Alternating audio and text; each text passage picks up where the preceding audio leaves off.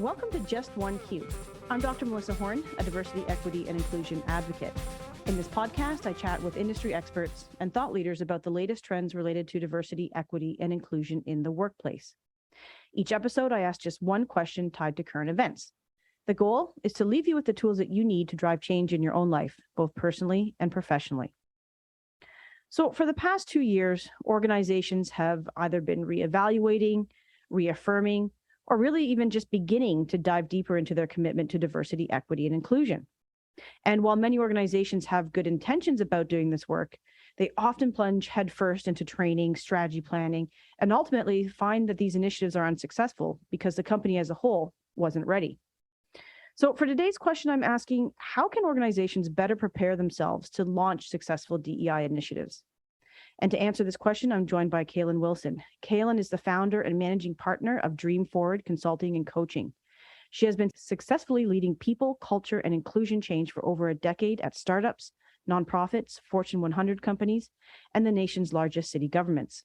This work has taken her all over the country, from her roots in Detroit to cities like Chicago, New York, and now Atlanta. She's also a doctoral candidate whose research centers on optimizing the employee experience for Black men. Her studies have included degrees in IO psychology, sociology, and management, as well as certifications in Lean Six Sigma, HR, professional coaching, Gallup Global Strengths, DISC, and EQI 2.0. Kalyn, it's a pleasure to have you. And from our earlier conversations, I know you have a lot to say about what organizational readiness is when it comes to DEI. So I really want to cede my time to you and really hear what you have to say about this topic. Absolutely. First of all, thank you so much, Melissa, for bringing me on. I loved our conversation when we were chatting about the direction that we would go today. I also want to make sure to say hi to your listeners, just because I know that it takes a lot of guts in a lot of ways to seek out information, especially information that may challenge us. And we're going to get more into that in a second. But I just want to say hey to y'all and acknowledge that you're going to hear some things that will challenge you in our conversation, but then you're also going to hear some things that will pique your interest. And both of those emotions and reactions are equally valid and important. Thank you. I'm glad that you said that. I think we are going to have a really challenging conversation. You know, the moments before I pressed record and our earlier conversation, one of the things that I was so excited about having you on the show, Kalyn, was that you're challenging me. And that's what I love. That's what I love. I love guests who challenge me to think and be critical about the work that we're doing. So I'm really excited to sort of talk about this. So the historical context is that 2 years ago, George Floyd was murdered. As you know, we had the onset of the COVID pandemic, and a lot of people sort of became aware in a way that they hadn't been before about inequities and injustice in the world. Yeah, absolutely. And it's so interesting because I have to preface this entire conversation by stating that organizations have always been involved in DEI work, even if they were absent. So there has never come a point where organizations were not an actor on the DEI stage. It just depended on whether or not they were deliberate about it, whether or not they were strategic about it, and whether or not their efforts have been comprehensive. And so I think what happened in 2020 between, again, the COVID-19 pandemic and George Floyd being murdered, among other things, right? So the rise in anti-Asian bias, tons of other events, issues around women's rights and how the pandemic disproportionately impacted women in the workforce, et cetera. I think it caused organizations to realize and not be able to ignore that their DEI efforts were not sufficient to get the outcomes for which they hoped. And that's an important clarification because every organization has different DEI goals, strategies, hopes, needs.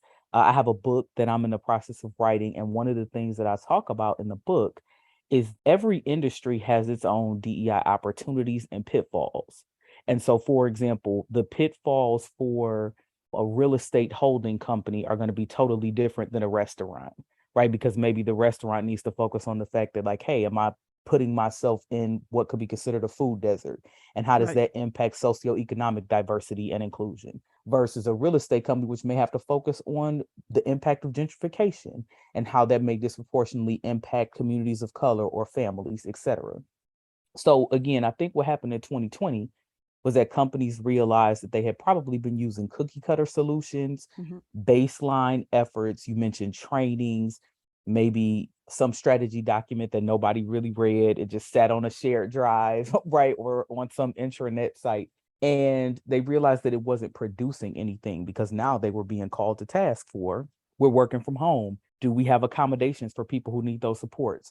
Hey, there are things happening with the Black community where they need support, where you're recognizing you don't have Black talent in your company. You have no Black leaders. Why is that? Asian employees are now speaking up to say, hey, I am nervous to show up to our workplace. I am nervous about my safety. How can you support? And companies had no answers, right? Or insufficient answers to those issues.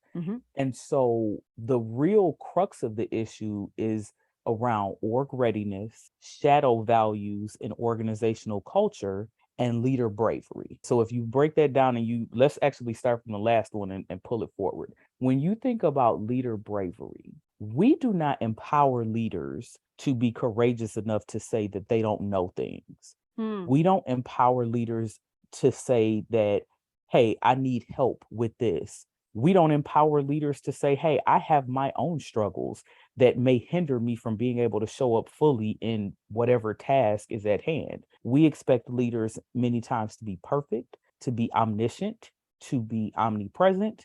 We expect them to be all knowing and all powerful. We expect them to be able to activate quickly.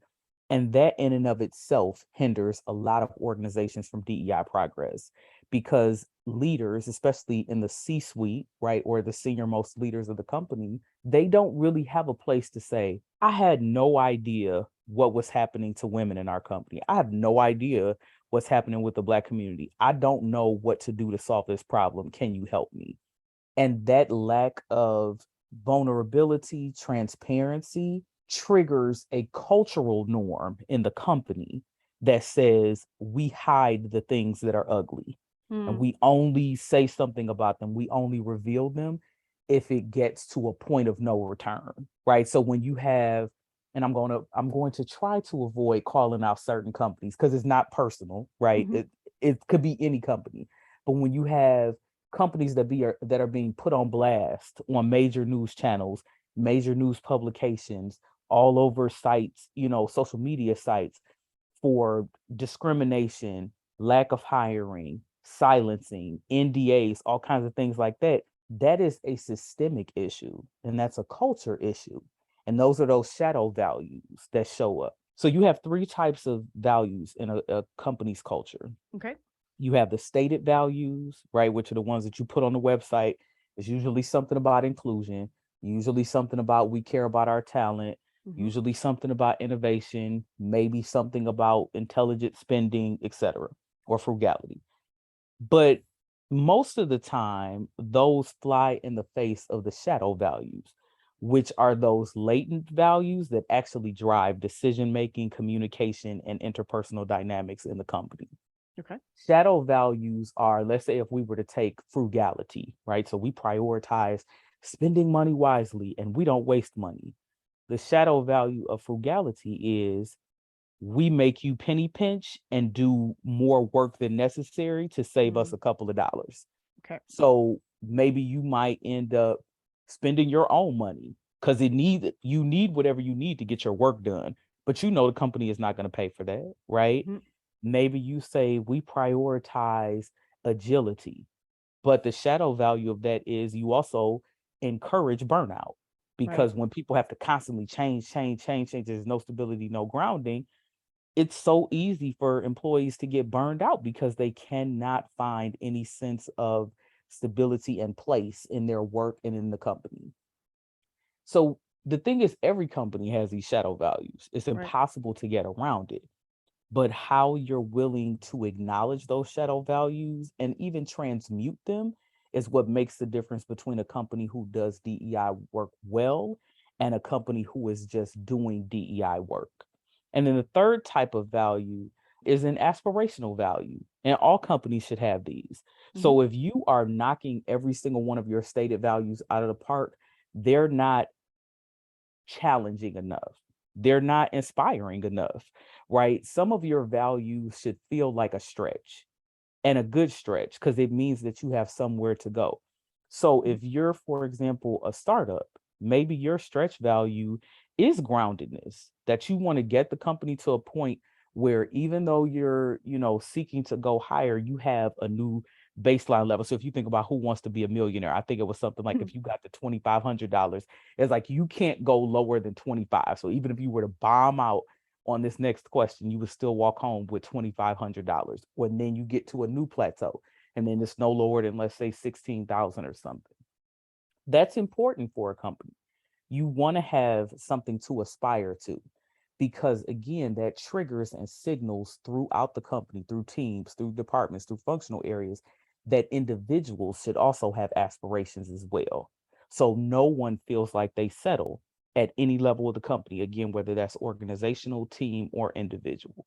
So now to bring you back to the 3 points we were talking about, you have those shadow organizational values, but the third area to think about. So even if you encourage leaders to be brave, even if you address the shadow values in the company, if you're not also being cognizant of the fact that there are external forces at play that are catalyzing you to change in some way, you'll always be tossed in the wind.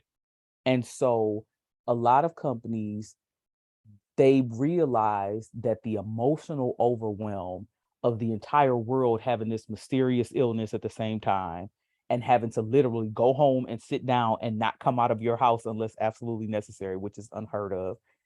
At the same time that a man was publicly murdered for no reason, right? Yep. All of this is emotionally overwhelming. And we took for granted that the same external forces that could push us into positive change could also push us to shrink back.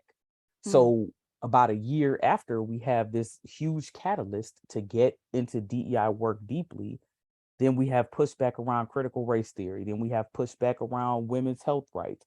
Then we have pushback around, well, why are we caring about anti-Asian bias and not bias against other groups, right? So there's all this pushback. And so for a lot of companies, because they were so used to being reactive and not doing any type of strategic or real true preventive work, the minute you get any type of flack, it's like, okay, no, but we're not going to say that, right? You just get quiet. Yep. And that is no longer acceptable. Right? There is a need for balance. There is a need for strategy. There is a need for standards.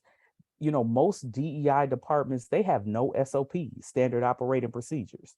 None. There is none, other than maybe around spending money. And that's usually company wide. But if you talk about like true standards, obviously we have a lot of deep experience in HR. So, there are certain things or certain steps that have to be completed for you to hire someone. For example, send this email, this gets triggered, this is the approval. If you think about DEI, there are no policies and procedures like that, really, right? If you worked in finance, this has to be signed off by 2 people. And if these 2 people don't sign off, you cannot spend that money, or else this is a consequence. There are no consequences like that in DEI. And so because there are no real standards, because there are no real grounded principles, even in the way we train and develop professionals and leaders in DEI, it's always reactive. So if you happen to be the person that has a good idea that can, get this particular group that's complaining to calm down, cool, you can be a director tomorrow. If you're the person who was the squeakiest wheel in this bunch, great, come on over here and be a senior manager. If you're the person who has a winning smile, a couple of accolades on your, LinkedIn profile, come here, come be our CDO. And I want to be clear, this does not undermine anyone's accomplishments or passions, but it goes to show that the same standards that we have for other disciplines and functional areas, they are not being replicated in DEI as a discipline. And that's an org readiness issue. I was about to say that. Well, you just anticipated there. And I was going to say, so it's clear that organizations have. So then my question, I guess, is it organizations aren't ready? Is the industry, where do we, I'm not to put the blame on the industry, but is that like the organization needs to think through then, prepare for a new role, a new department in the same way that they would any other one? and Mhm. that they don't, is this an issue of like not holding DEI within the same regard? Is it because it's a nascent, well, it's not nascent, but it is, it's becoming it's a fairly new, I guess, profession per se, in the Mhm. way that like, other departments have a much longer history within organizations. So what's happening here? Absolutely. So a couple things. You mentioned toward the end of your statement around it being nascent, and that actually is true. If you look at the history of DEI, right, Mhm. in this country in particular, the history of DEI kind of goes back to, if we think about like the Civil War, other wars around culture. So if you think about even like the War of 1812 and things like that, where they're taking territory, these are DEI issues if you Yeah. really consider it. Where are you placing people? Who gets displaced? Who gets certain rights? Who gets access to funding? Who gets access to visibility? Who gets to share power? Who gets to share influence? That's all DEI. And so companies have a long history of failing at DEI work. Mm. The entire industrial era and revolution represents a failure, right? Of Yeah. DEI work.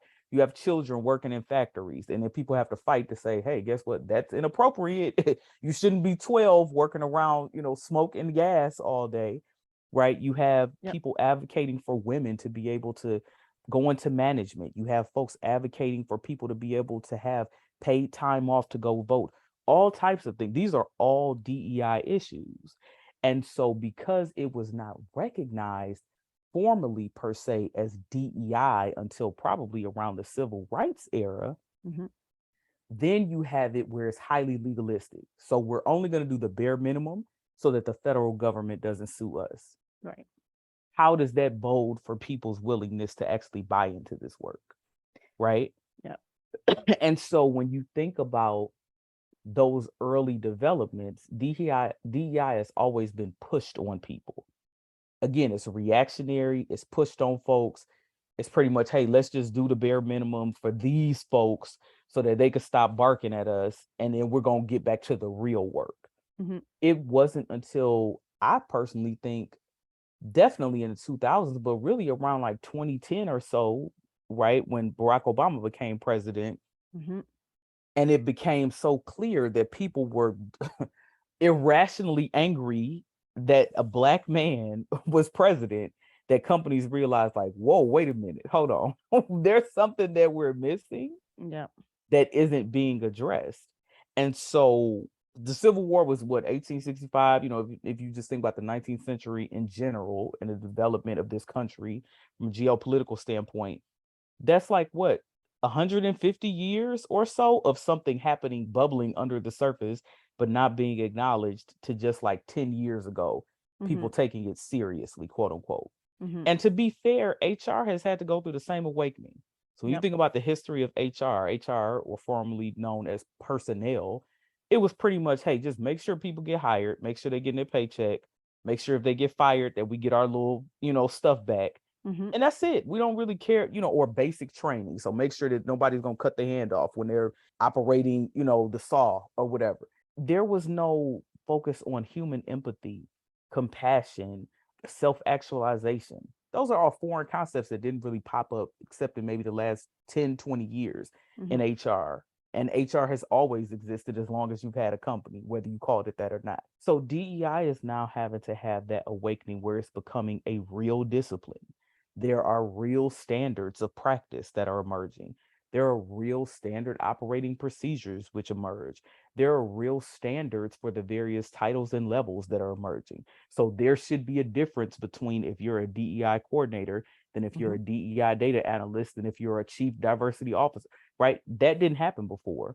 Hmm. And I know this is true because when 2020, right, again, going back to 2020 for a second, I was getting all of these calls for these DEI roles, and they were severely undertitled, underfunded, misaligned. And I Hmm. was like, wait, why is this job only a manager, right? It's doing VP level work.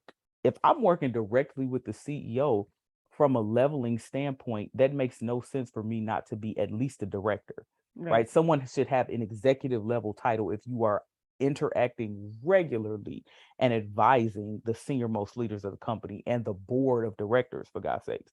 there's no way that this should just be a senior manager job. And companies were shocked. I mean, I'm like advising recruiters for free as a candidate and telling them, man, listen, you got to level this differently. You cannot go about this like this. This is underfunded.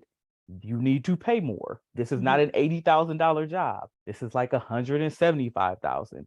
Do you have a coach for this person? The years of experience don't line up with the programmatic expectations, right? All of this feedback.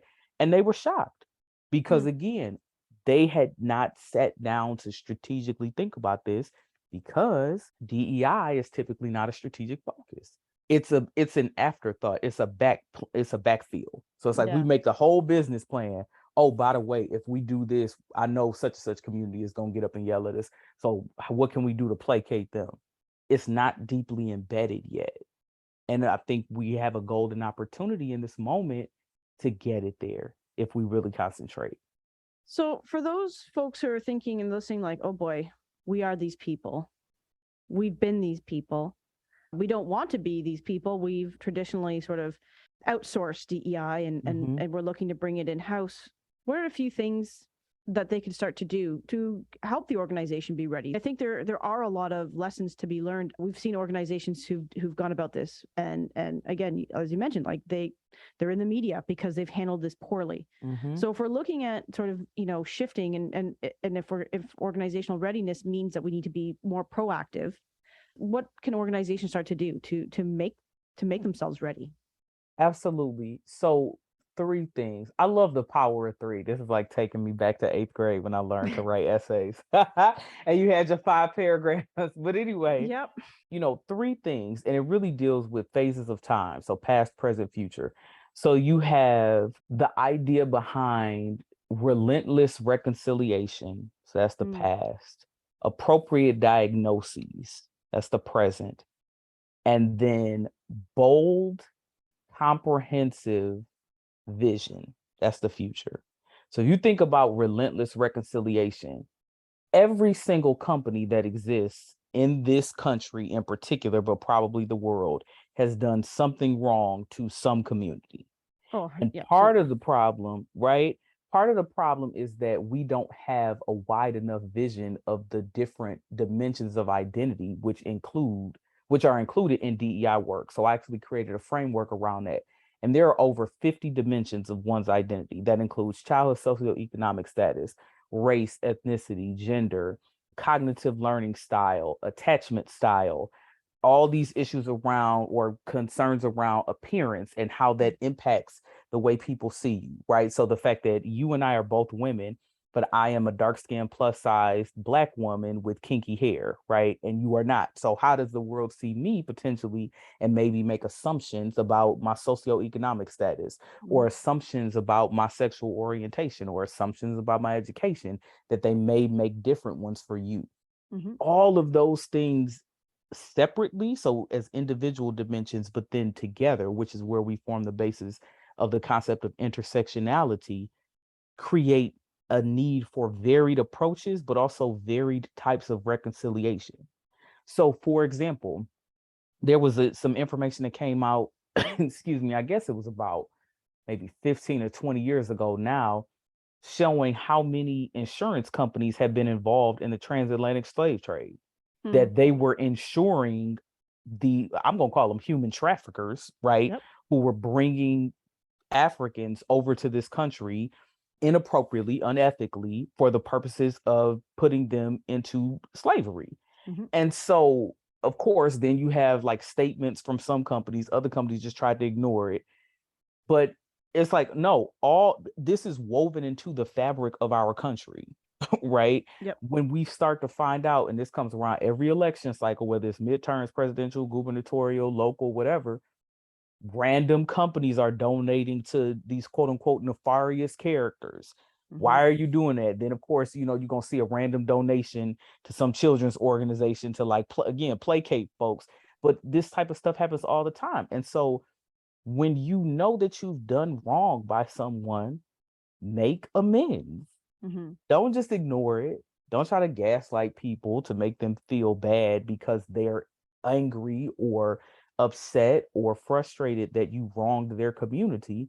Acknowledge your mistake Mhm. right? That's the beginning of equity. And that's the piece that I can't think of any company that does well. You might hit your little diversity numbers. Maybe you tracking okay with inclusion, but nobody is doing well with equity. And a lot of it goes to that idea behind reconciliation. Mm. If you know, excuse me, that as a media company, you've been putting out content which now we know is racist or sexist, you need to say something about that. Yeah. Like you need to say, hey, look, we know this was wrong. We made this back in like 1930, though. Totally different time. It was acceptable. We put it out there because we don't want to hide it, right? Because we know this content exists. Yep. But here is a disclaimer, and here is what we've done to move forward. You owe that to a community as a business, Mhm. period. If you know that you have your company coming into a space, a town, a neighborhood, displaced a whole bunch of residents who were poor or who were people of color, you need to speak up to that. That's wrong, right? You push these people out so you could make money. Essentially, you Yep. need to say something about that. You can't just ignore that. And so that reconciliation requires a level of vulnerability and really ceding of power that tons of companies are not ready for. Yeah. They're not ready for that. So then you move on to this idea of appropriate diagnoses. Mhm. And the main hindrance to diagnosing a problem is not acknowledging who are the gatekeepers. Mm. Every CEO of a major company in this country, so we're talking Fortune 100, Fortune 500, has some yes person on their team that is actively blocking that person from hearing quote unquote bad news. I don't know if Right. you've ever seen The Wiz, but I think her name was Eveline, right? So she's in this sweatshop and she sings this really famous song. It says, "Don't nobody bring me no bad news." So it's like, I don't want to hear it unless it's great stuff. Yep. And a lot of CEOs, if we're going to be honest, they're so immature, they don't want to hear it. So this person, whether it's intentional, whether they've been instructed to do it, or whether they just know because everybody knows how to please their boss, right? Mhm. Your job is contingent upon knowing how to make your boss happy. They know how to block you from hearing stuff that's going to make you frustrated. And so just like you wouldn't tell a kindergartner, that their goldfish died until it was like the right moment, that's Yep. exactly how a lot of CEOs get treated. And so then their C-suite, their direct reports treat them the same way.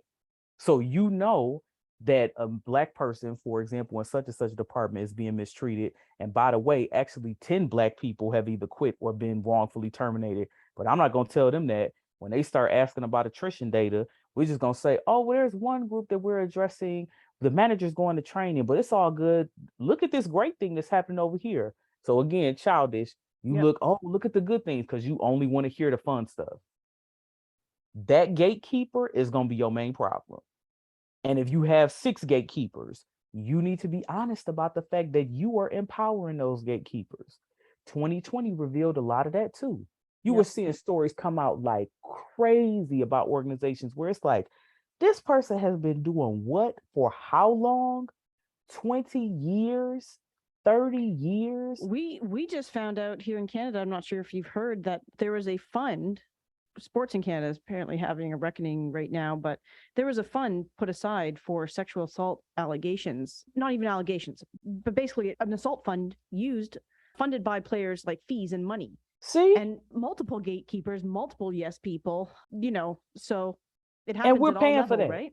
And we're paying for that. So when I go to the hockey game, I'm thinking I'm going to see my hometown team, and I'm from Detroit, so the Red Wings were always like a huge thing, right? So I think I'm going to see the Red Wings, but really I'm funding some woman to be sexually assaulted. This is what you're Well, telling me. well, this is in Canada, so this is like our government funds, like it's like the Olympic level, right? So Sure, not, no, but same I thing. mean, Because but that the happened with what was it? Was his name Nasser or somebody like that with the yeah, Olympic team here? Yeah, he was I at mean, Michigan State University. I think it was doctor or somebody. It was like 150, 200 girls. This is inappropriate. Y'all know that this is happening. I had so a client. I'll say this real quick, and yeah, then I'll move on to talk about the future. I had a client, and it was a coaching client, but they ended up telling me, in them talking about their frustrations with their job, they told me, they said there is someone who we know for a fact this person was sexually assaulting patients, and they purposely did not put this on this person's record. They just made them leave because they had been in this industry for so long. They are now going on to some other medical center. What? Another medical center. Wonderful. What? So it's like you first of all, girl, I was like, what's the name of the medical center right now? So I could never go there. But I mean, you think about that, that's a huge breakdown in trust. And that happens at all levels all the time. Yeah, and I mean it's from these large scandals to, as you mentioned, having 1, 2, 3, 4, 5, Black employees leave. Exactly. Or it's, you've made the workplace hostile for LGBTQ plus folks. Yes. There's all these things that are happening that seem small scale, but are, over time They build up. and over time, multiple companies, this becomes this huge issue.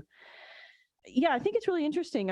I really like the idea of reconciliation, and I think that's a really important thing, and I love that about that being a part of organizational readiness. Is sort of, I'm a historian, so I love the idea of like understanding the historical context of your organization, knowing your organization's history. I think that's really important, and being willing to address those wrongs and admit to them. I love the idea of sort of addressing like who are the blockers, who are the gatekeepers, what's stopping us from moving forward right now. Because again, with that Hockey Canada, those are people who have been in these positions for years, who have allowed this to happen. This is a huge public thing, but this, as we mentioned, happens at different scales with no less proportionate impact on the people whose lives are being affected by inequity and injustice. And then you have a third point that I'll let you speak to. Absolutely. So this idea of having a bold vision for the future. And this ties into that appropriate diagnosis too, because just like every company has blockers and gatekeepers, every company has unique opportunities to drive change. I mean, to do some really incredible things that they probably just haven't acknowledged. And there's a ripple effect. So when I'm working on DEI strategy with clients, there are 2 exercises that always get a lot of buzz. One is looking at the DEI motivations, and I'm going to get back to that in a second. And the other is looking at the ecosystem.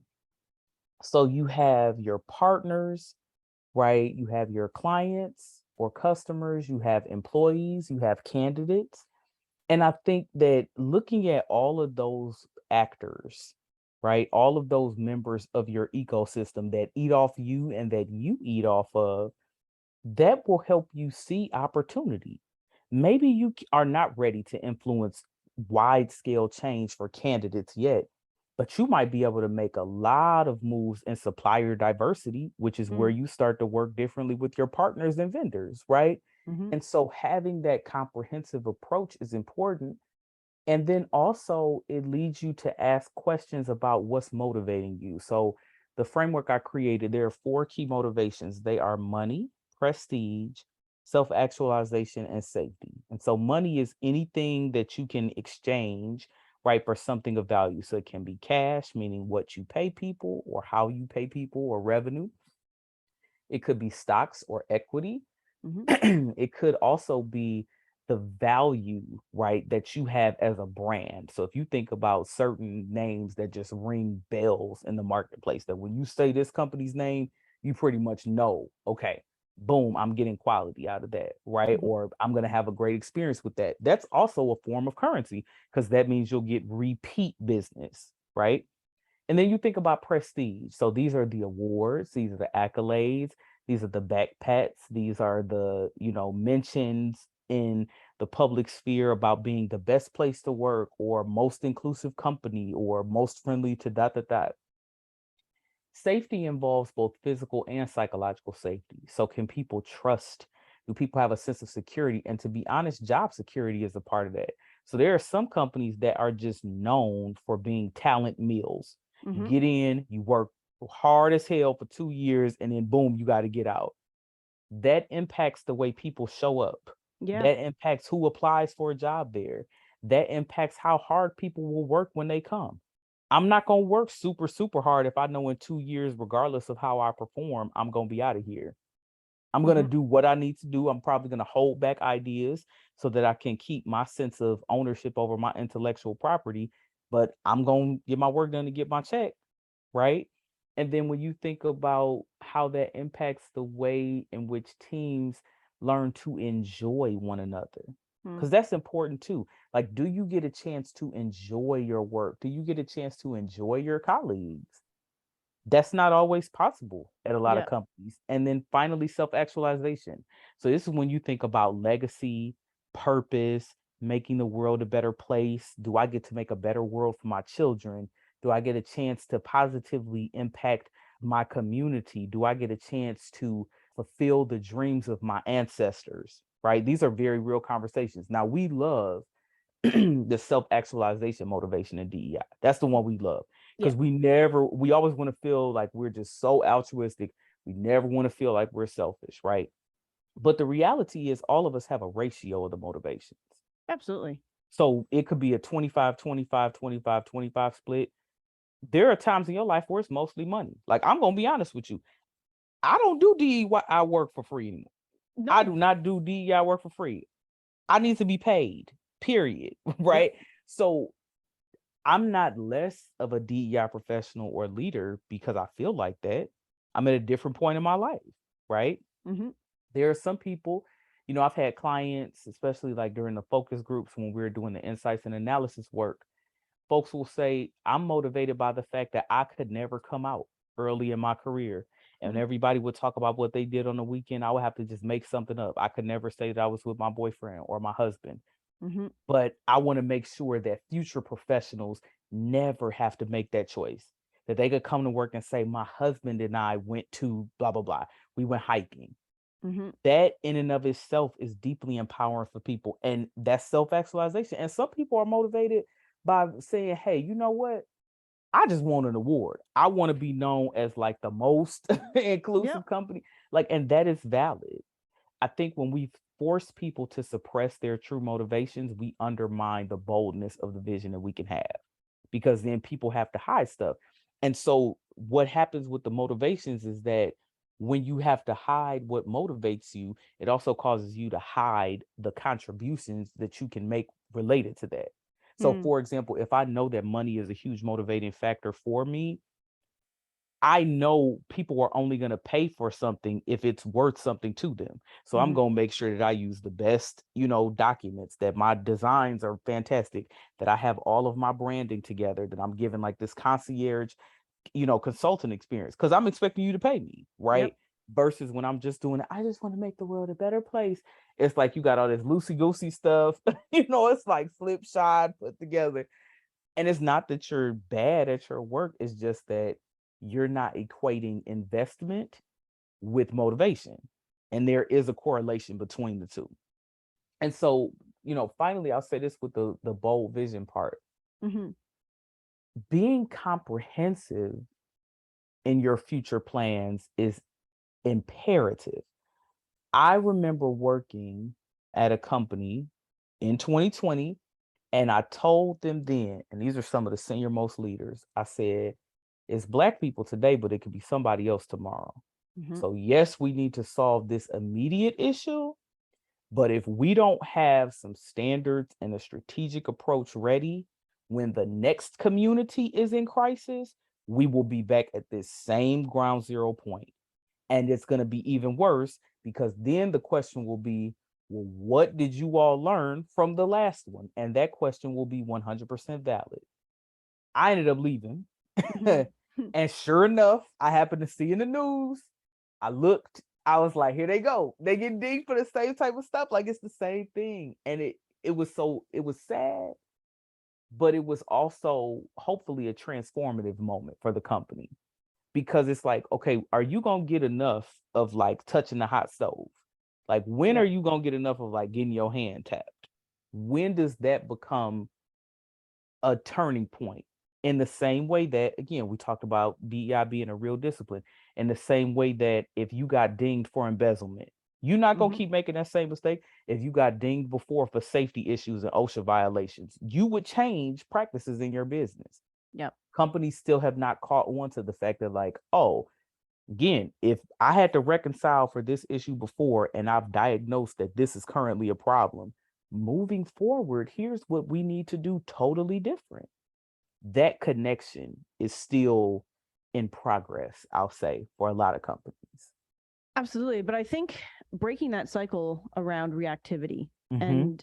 and actually some real concrete ways, because I think a lot of times we're like, well, you just have to be ready. And it's like, well, what does that actually mean? Like, what does this Yep. look like? And I think and for folks where they don't, this isn't their area of focus, this isn't their area of expertise. They have a Mm-hmm. very, they think that DEI is very nebulous. They just don't quite understand what it looks like. But I think you've laid out really well today, what it means to prepare your organization to actually do this work, right? And I want to go back to that sort of relentless reconciliation. I really like the idea of diagnosing the problems, the issues, and I think that means being open to feedback and hearing the things that you may not want to hear. Absolutely. But if you're open to then that relentless reconciliation, you can start to move forward. And moving forward means also that bold vision and inviting folks to the table and understanding perhaps your own motivations for doing the work. And maybe it is to, for self-actualization, maybe it's monetary, maybe it's just so that you don't keep getting knocked around in the media anymore. But whatever that is, you can start to sort of make that difference. Before we wrap up, Kalyn, I want to sort of give you the last word for folks today. If they're thinking, okay, I need one thing to take away from this, Mm-hmm. what would you want them to take away from our call today? Self-discovery and curiosity is the make or break element of DEI work. I specifically stood up a DEI coaching vertical in Dream Forward because I knew that leaders needed a safe place to land.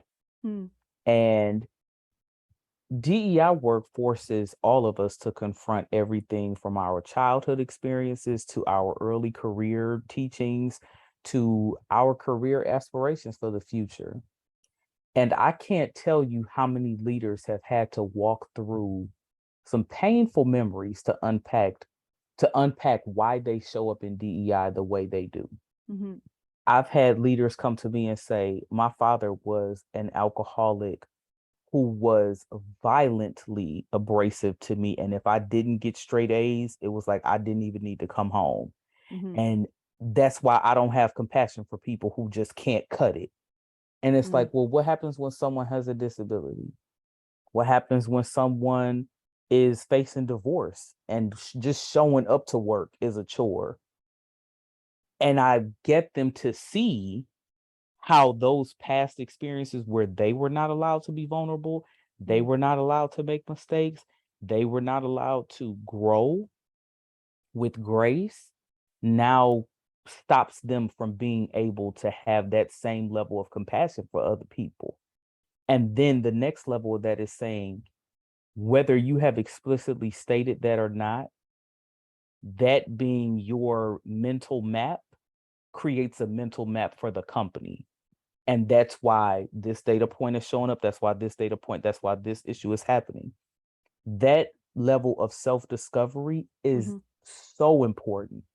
And then you have another side of leaders where they say, I had a coaching client and he was mentioning how much he enjoyed his work. And I was like, that's so awesome. But he also mentioned that his focus in DEI is helping people to have a better employee experience. Like he wants other people to enjoy their work too. So I said, oh, that's fantastic. So I said, well, tell me what is pleasing to you in your work. And I always do my coaching calls audio only. So this person cannot see me. I don't see them. I could feel through Zoom like that this person was bristling at the word pleasure. And I was like, oh, I wonder what's coming up there. So as a coach, I know I'm like, okay, I want to zero in on this word. I want to see what's going on there. And so I dug a little deeper and I was like, well, what does pleasure mean to you? Well, why did I was like, I'm sensing that you're uncomfortable with that. Tell me why. And it was because this person had been conditioned and had come through the ranks in a leadership paradigm. So this is like 70s, 80s, 90s, right? Early 2000s, where it's like, who cares if your work is pleasurable or not? Are you good? Are you making money? Are you beating the competition? Right? So this idea that work should make you happy and I should feel satiated by my work, Nobody cares about that. And so it feels very uncomfortable to admit, even though he knows that is something that matters to him and that he wants to create that experience for others.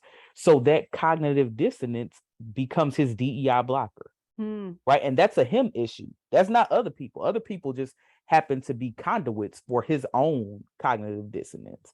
And so having those conversations with leaders where they can, again, be curious, probe themselves. Why do I think like that? Where did that come from?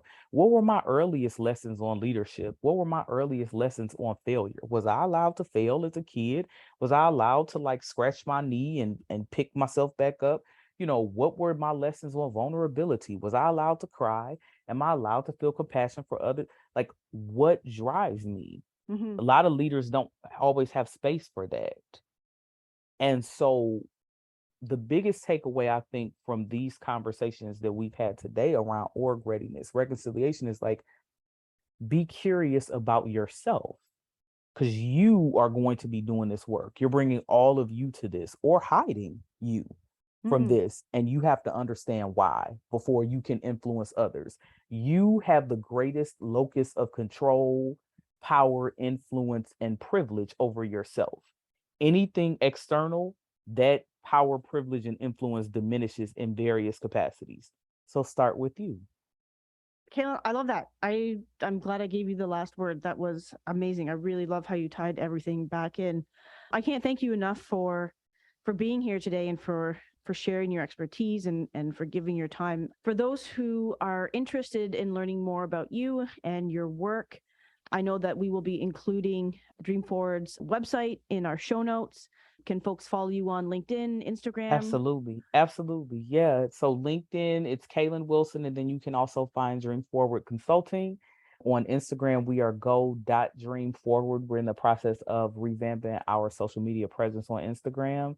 And we're also on Facebook as well. We're doing a revamp there too. But more than you find me, it was just crazy to say as a consultant, I would love for everyone to find themselves. And so really take some time to chew through those reflection questions. Thank you. Thank you so much, Kalyn. As always, if you have any of your own questions or if you'd love to be a guest on the show, please feel free to reach out to me on LinkedIn. Until next time, I'm Dr. Melissa Horne, and this is Just One Key.